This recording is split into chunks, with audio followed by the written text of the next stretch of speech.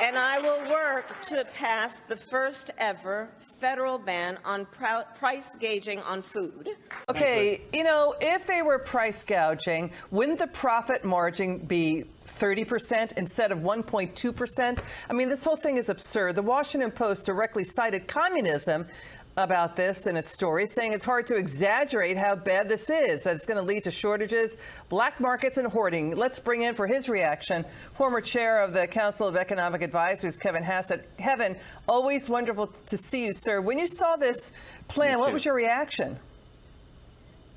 Honestly, I was horrified. This is incredibly chilling. You know, a lot of the sort of reasonable Democratic economists, like my good friend Jason Furman, are out there saying, well, they're not really going to do it. But if you look at Kamala Harris's record, you know, she's for Medicare for all, so you can't have your health insurance. She wants everybody to have a guaranteed job. She's got all these socialist policies that she's been walking back over the last couple of weeks. And now they come out, now you know why they don't let her speak in public. She comes out with the craziest, silliest, and most economically illiterate proposal in the history of presidential politics. And honestly, she wants the government to set prices, and she really wants them to. That's the chilling thing. If she becomes president, this is going to be policy. You're going to go to the grocery store, and it won't be there, or if it is there, the shelves will be empty. That's what happens when the government sets prices. I actually wrote a chapter in the economic report of the president, or my staff did, when I was in the White House, that showed that when the government starts setting food prices, then that's when people start having famines and stuff, because the people who produce food can't afford to do so because the government pays them less than the cost. It's just terrible. I mean, it's being called remarkably, absurdly idiotic, breathtakingly idiotic. And it took her 4 years to come up with this. I mean, this is after her running mate, Tim Walz, called socialism, quote, neighborliness.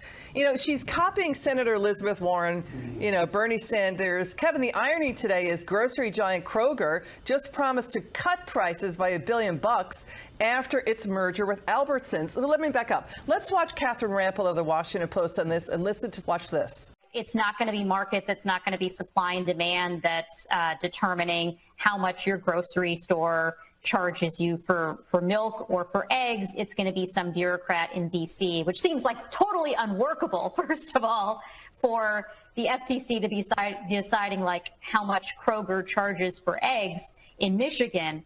But it also would be very bad for markets. We've seen this kind of thing tried in lots of other countries before: Venezuela, Argentina, the Soviet Union, et cetera. It leads to shortages. It leads to black markets, plenty of uncertainty. And beyond that, the specific way this bill is written might actually increase prices because of some of the other language in it, things like requiring public companies to disclose in their quarterly reports, their quarterly earnings reports, how they're setting prices, which is a great way to help them collude, which normally we don't want them to do. Climate change. Price fixing is already illegal. Kevin, what's next? Price controls on car insurance, baby food, pet food. Sure. I mean, all are up double digits under Biden and Harris. Right. Well, the fact is that Harris's proposal is modeled after a proposal by Elizabeth Warren that's so open-ended that the government could basically set the price for everything.